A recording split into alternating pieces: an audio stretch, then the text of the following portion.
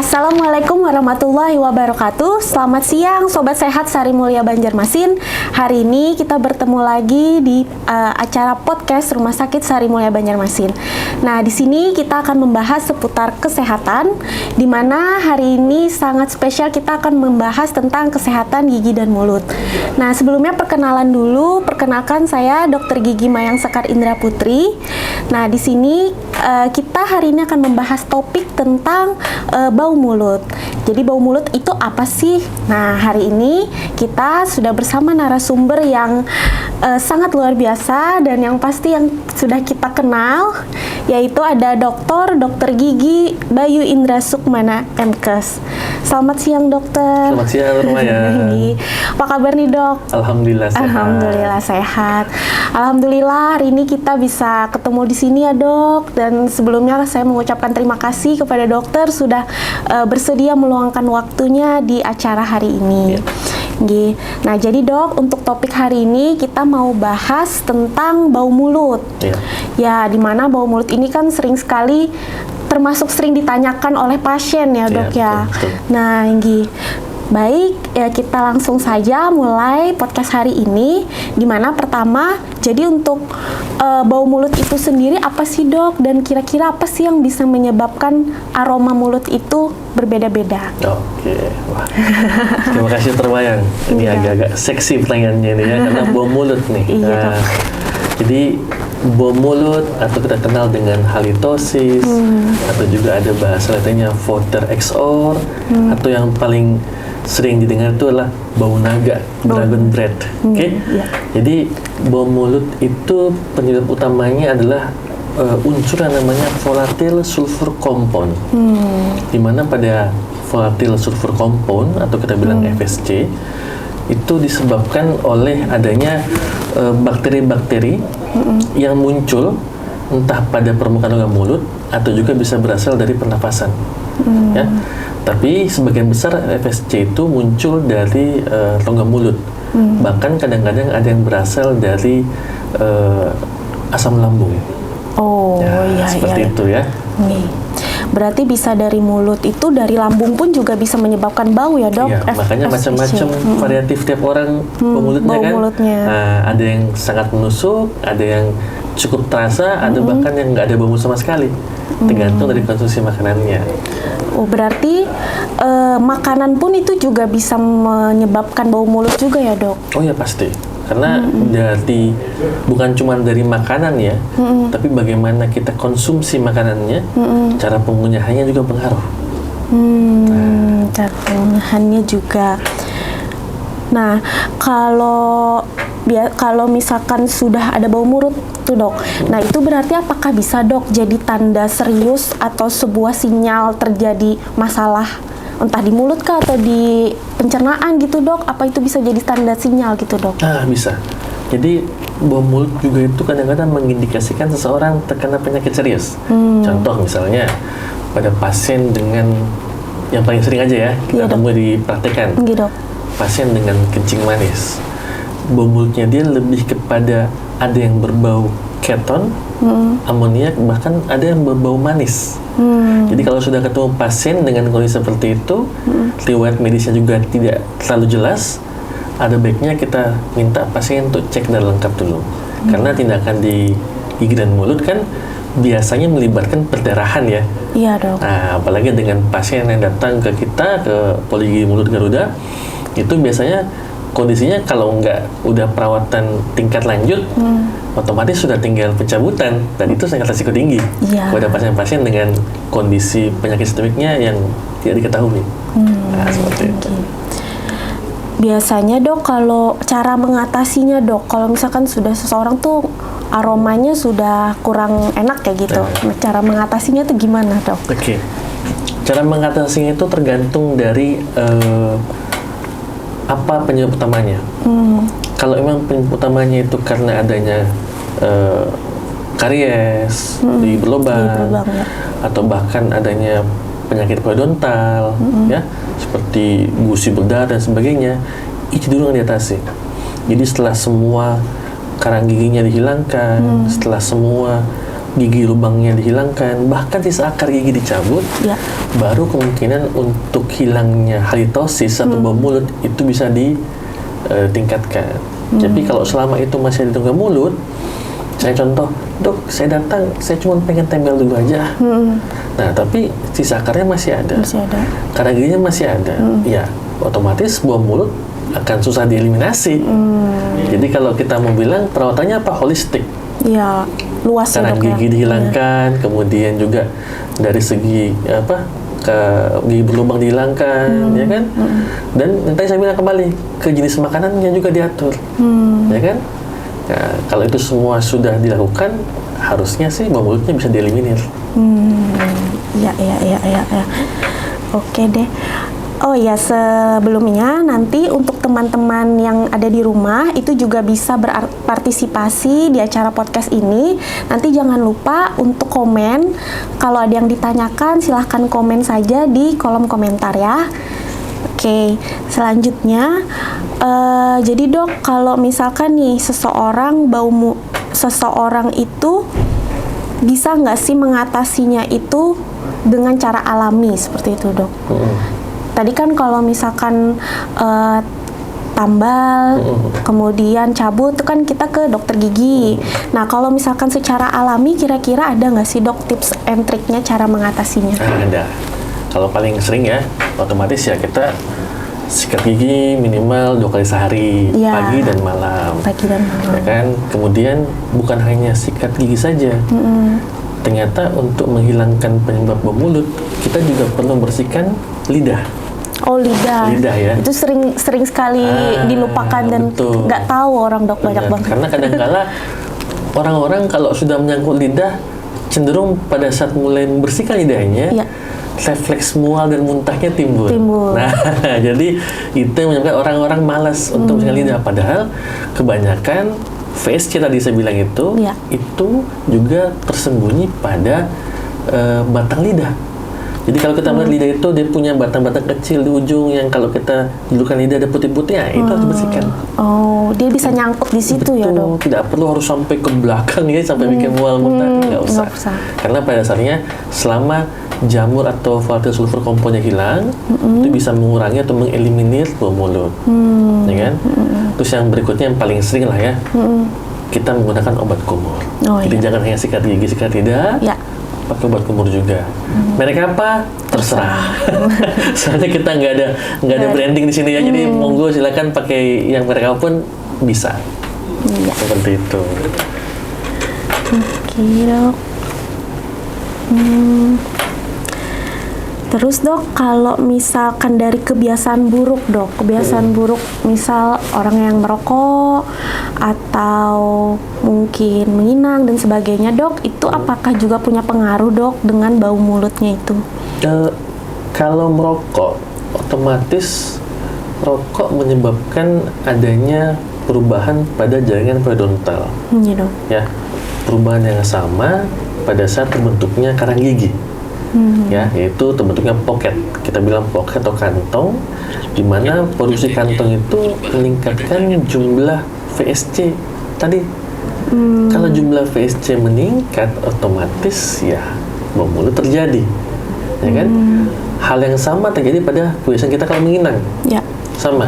Cuman efek menginang itu yang paling jelas itu bukan pada bau mulut, tapi dia pada pembersihan permukaan gigi. Karena salah satu kandungan kinang itu ada kalsium, di mana justru dia memperkuat kandungan giginya. Tapi sisi lain dia juga merupakan ada bahan namanya karsinogenik yang menyebabkan mempercepat timbulnya kanker rongga mulut pada penggunaan dalam jangka waktu lama. Nah, jadi kebiasaan itu bisa nggak bikin bau mulut? Bisa.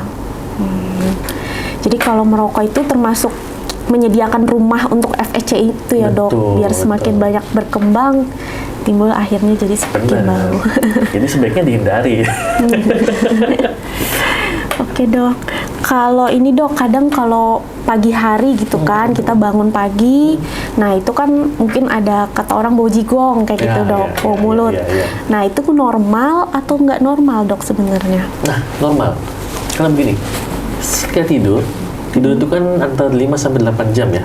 5 sampai 8 jam badan kita itu dehidrasi secara alami. Ya. Ya. Karena dehidrasi secara alami, otomatis produksi saliva atau ludah ya, tengah mulut itu juga kurang. Karena kurang produksi salivanya atau ludahnya, otomatis terjadi pertumbuhan bakteri-bakteri yang harusnya normal. Ya. Tapi dalam kondisi dehidrasi, normal tersebut membuat terjadinya bau mulut. Jadi normal nggak sih kalau bangun tidur bau mulut? Normal. Makanya kan ada anjuran setiap kali bangun minumlah segelas air putih. Itu gunanya untuk meningkatkan kembali produksi ludah, yang sebisa mungkin juga membersihkan sisa-sisa makanan yang mungkin belum bersih saat kita mau tidur malam tadi. Berarti kalau puasa, Dok, juga ini ya karena dehidrasi tadi juga ya, baunya. Dehidrasi betul.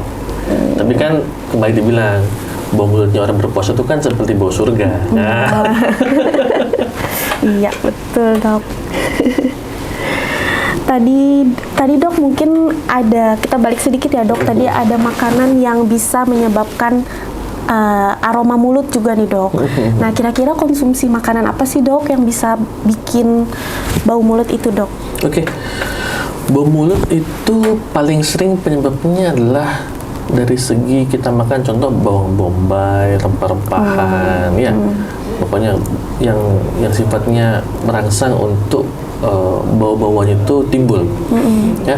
Tapi terlebih lagi penyebab utamanya itu adalah bagaimana makanan yang kita kunyah itu tidak terkunyah dengan baik. Dalam hal ini ukurannya.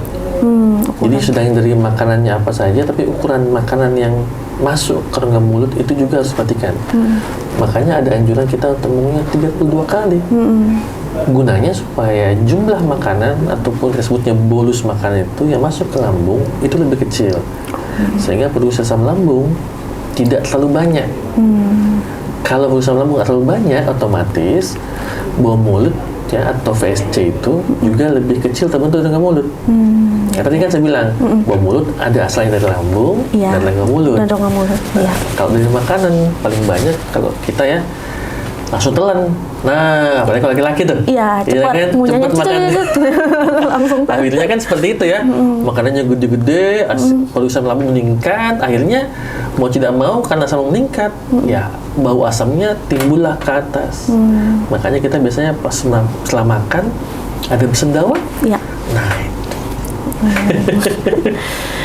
Oke, Dok.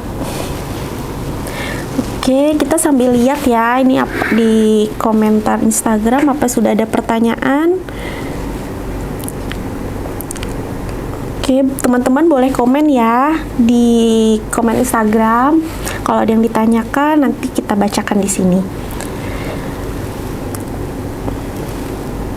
Oke.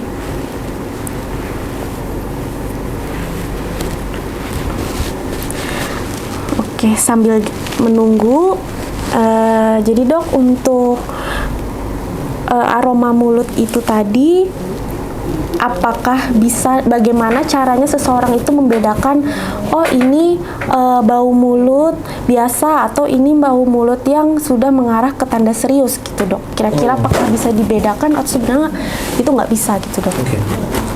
Paling gampang begini, kalau emang orangnya itu setelah jadi ke dokter gigi, kemudian setelah semua penyebab bau mulut seperti karang gigi, gigi berlubang, ya dihilangkan, harusnya sudah hilang bau mulutnya. Cuma kalau nggak hilang juga, mungkin ada baiknya dilakukan pemeriksaan lengkap itu. Apakah dia betul-betul cuman masalah bau mulutnya karena gigi, atau karena penyakit tadi ya, Dok? Benar, ya. Karena banyak sekali kasus-kasus yang pasien tuh dia merasa kok bau mulut saya bau ya. Bahkan sampai ada yang sudah selesai semua, udah dibenahi semua, bahkan sudah sampai melakukan cek kondisinya normal semua. Ternyata setelah diteliti, ternyata ini masuk dalam halitofobia. Dia merasa bahwa dirinya itu selalu bau mulut. Nah, itu ada juga tuh. Perasaan dia ya, Dok? Perasaan dia.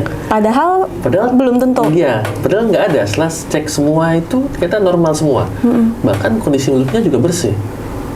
Dia bahkan sampai pada beberapa kasus ya pasien saya sikat gigi hingga sampai 10 kali sehari. Oh.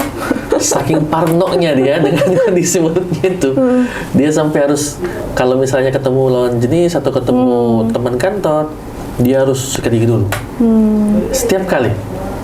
Nah, memang agak sulit ya kalau sudah men-treat pasien seperti itu karena itu sudah masuk dalam kejiwaan ya. Cuman ya kalau dibilang ada. Makanya itu juga kita perbedakan bahwa ini betul-betul karena dia bau mulut karena penyakit, atau emang dia fobia. Nah, itu fobia. Nah, itu tuh. Ada itu. Ada ya dok. Ada. Saya kebetulan ada juga dok. Jadi setiap setelah makan dia sikat gigi. Nah, itu. Ya itu kalau anak sekarang ngomongnya insecure ya. Insecure. Ya. Insecure. Iya. Oke dok, nih ada pertanyaan nih dok. Kita jawab ya dok. Ya. Izin dari Sari Mulia Family, izin bertanya dokter, apakah benar bangun tidur pagi langsung minum saja karena ada enzim yang menyehatkan, atau harus sikat gigi dulu? Oke. Udah? Ya. Oke. Kalau bangun tidur, ya minum itu gunanya untuk menambah produksi saliva. Sekaligus tadi membersihkan sisa makanan kan? Ya. Nah, tapi apakah harus gosok gigi? Ya, wajib. Ya. Karena minum saja tidak cukup kan? Ya. Gosok gigi itu penting karena kalau dengan minum itu untuk menghilangkan sisa-sisa saja di jaringan lunak. Sedangkan gosok gigi untuk menghilangkan sisa makanan yang mungkin belum hilang dari jaringan keras, yaitu permukaan gigi. Ya. Jadi meskipun ada enzimnya tuh, tapi tetap harus sikat giginya. Harus tetap sikat gigi ya dok. Iya, penting karena kan sikat gigi pagi itu gunanya untuk kebutuhan sosial kita. Ya. Karena akan bertemu orang dari luar kan, macam-macam kan. First impression ya dok. Benar. Tiba-tiba kan tadi dibilang bau jagung, waduh, udah batal dan semua itu first impressionnya. Iya dok. Oke, ini ada pertanyaan kedua dari Danira. Nah, apakah ada anjuran batasan dalam penggunaan mouthwash ataupun mouth spray? Oke. Mouthwash atau mouth spray? Kalau untuk mouthwash sih sampai saat ini tidak ada ya. Ya. Nah, sebisa mungkin sih kita penggunaannya itu ya tadi pagi dan malam, atau misalnya pada saat kita di kantor, Ya. ya tidak mungkin untuk gosok gigi ya kita pakai mouthwash. Kalau mouth spray sendiri itu sama juga nggak ada istilahnya berapa banyak maksimalnya nggak ada. Karena mouth spray sendiri kan juga lebih kepada sensasi segarnya saja pada dasarnya itu. Ya, bukan untuk membersihkan. Nah, kalau mau efektif, memang paling bagus pakai mouthwash. Untuk kandungannya, untuk kadarnya berapa kali sehari, nggak ada batasan. Silakan sebanyak-banyaknya. Cuman ya kalau makin sering beli juga kita. Lumayan boncos juga dompet ya. Untuk merek juga semuanya bagus aja Bagus dok. semua. Bagus. Karena pada dasarnya kan merek yang dijual itu pasti merek yang sudah melalui uji BPOM ya, standar, golden standar. Jadi aman digunakan untuk jangka waktu yang lama dan seberapa sering juga kan masalah. Gitu. Oke. Baik, selanjutnya ada lagi nih dok dari Mela Paulina. Dok, penyebab bau mulut pada anak apa aja sih dok katanya? Betul. Pada anak bau mulut paling sering anak kita temukan adalah karies rampan. Nah, karies rampan. Itu sering banget ya dok Sering terjadi. banget. Hampir anak-anak. Semua ya.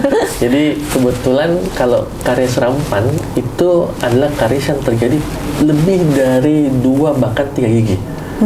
Nah, sedangkan tadi di awal saya bilang bahwa penyebab timbulnya volatile sulfur compound itu adalah karena adanya karies ya. Ya, gigi berlubang Gigi ya dok. berlubang. Nah, pada anak-anak gigi berlubang masalah utamanya adalah bagaimana caranya anak ini mau ditempel. Itu masalah utama tuh, ya kan? Karena selama gigi berlubang masih ada, bahkan di sakar masih ada ya, dari kebanyakan pengalaman kita, bau mulut itu akan selalu terjadi. Nah, apakah bisa kita lakukan dengan cara penempelan sementara untuk tutupi kariesnya? Agak sulit. Karena anak-anak itu untuk masuk ke ruang gigi saja itu sudah perjuangan ya Bapak Ibu ya. Iya. Karena mereka baru masuk aja lihat dokter gigi itu udah takut duluan. Iya. Apalagi sampai duduk di kursi ya, itu udah heboh duluan tuh. Makanya kalau dibilang bagaimana cara mengatasi buang mulut gigi anak itu harus dengan orang tua dulu di rumah. Ya, orang tua harus Ya, menyadarkan ya dok. betul. Jangan ini ya dok. Nanti kalau nakal suntik nih sama Nah. dokter. Nanti dicabut giginya. Jangan kayak gitu ya dok ya. Itu yang bikin mereka malah trauma ke dokter Iya. gigi. Jadi Belum ketemu udah takut duluan kan. Nanti dicubit, nanti Disuntik, disuntik, ya. dicabut katanya. Nih dok, cabut aja. Aduh. Nah, itu betul. Itu termayang, makanya paling bagus sebenarnya adalah menanamkan anak-anak pentingnya menyikat gigi sejak dini. Karena kebanyakan orang tua itu membiasakan anaknya tidur sambil minum botol susu. Botol susu. Iya, minum di botol susu, sehingga itu menyebabkan terjadinya karies lagi berlubang, terutama pada gigi depan, atas, Iya. dan gigi bawah belakang, kiri kanan. Ya, kita sambung hari dan itu namanya dari karies botol susu. Nah, karies botol susu, rampan karies itu dua hal yang bikin anak-anak itu sulit untuk menghilangkan bau mulutnya. Seperti itu. Nah, jadi kalau dengan orang tua bilang, aduh sulit dok, anak saya nggak bisa kalau nggak minum susu di botol sebelum tidur. Nah, biasanya kita ngajarin sama orang tua, kan ada tuh sikat yang dari kain. Ya. Nah, pada saat anak yang sudah tidur, orang tua harus dan wajib membersihkan sisa-sisa susunya itu dari rongga mulut anaknya. Diseka dengan kain bersih. Iya. Setiap hari seperti itu. Kalau sulit, ya emang seperti Emang itu. sulit. Harus seperti Harus itu. dibiasakan ya dok, biar anaknya kebiasaan juga. Betul. Oke deh dok. Jadi dari anak-anak tadi yang menyebabkan yang memang masalah rongga mulut itu juga bisa menyebabkan walaupun anak ataupun dewasa ya pasti bisa ya dok ya. Nah terus dari Mela Paulina juga dok ingin bertanya, mouthwash apakah boleh dipakai untuk ibu hamil katanya dok? Oke. Kalau mouthwash tadi kemarin saya bilang pada saatnya bisa dipakai baik untuk pria, wanita dalam kondisi apa saja. Kondisi apa sih? Ibu hamil pun nggak dan apa-apa. masalah, ya kan? Nah, kebanyakan pada ibu hamil itu emang kondisi rongga mulutnya agak kurang stabil ya, dengan hormon yang berubah-ubah, ya, sehingga kondisinya kebanyakan lebih asam derajat salivanya itu. Jadi kalau ada ibu hamil yang kontrol ke dokter gigi, paling banter yang kita lakukan hanyalah melakukan penampilan sementara dan penundaan perawatan yang kiranya dapat mengganggu kehamilannya. Bahkan kalaupun misalnya diperlukan, ibu hamil tersebut harus konsul dulu dengan dokter objinnya. Boleh nggak sih dilakukan gigi pada kehamilan seperti ini? Ya kan? Karena kembali lagi, sebanyak apapun mouthwash yang kita konsumsi, selama penyebab utamanya masih ada, tetap akan ada bau mulutnya kan. Nah seperti itu. Iya dok, itu ibu hamil ya dok, Iya. sering banget tuh ibu hamil yang mengalami keluhan rongga gigi dan Iya. mulutnya, itu sering banget. Banyak banget. Makanya kan kebetulan mereka baru terasa sakitnya pada saat hamil. Iya. Pada saat sudah melahirkan lupa dah, karena Lupa dibenerin. karena mereka udah bilang, duh dok kami sibuk, ini anak-anak masih kecil, harus ASI lah sebagainya. Wajar sih, wajar. Cuman emang kondisinya kalaupun ada perlu perawatan ya harus konsul dulu dengan dokter objinnya, terkandungannya seperti itu. Oke. Oke dok, mungkin ini sudah habis ya, tidak ada pertanyaan lagi. Oke, mungkin dari dokter apa ada kesimpulan atau ada suatu saran atau gimana dok untuk bagian akhir dari podcast hari ini? Ya. Oke, jadi untuk kami ya, untuk penonton, saran saya adalah kontrollah kondisi rongga mulut Anda 3 bulan sekali. Ya, penting. Untuk melihat apakah ada gigi yang berlubang, karang gigi, ya. Karena kadang-kala kita ke dokter itu pada saat kita sudah sakit. Nah, padahal tidak seperti itu. Harusnya kontrol itu 3 bulanan, 6 bulanan, sehingga jika terjadi gigi berlubang atau akan berlubang, bisa kita atasi sebelum makin parah. Ya, jadi jangan lupa kalau yang mau kontrol ke poligigi spesialis Rumah Sakit Sari Mulia. Jangan lupa ke sini. Oke dok.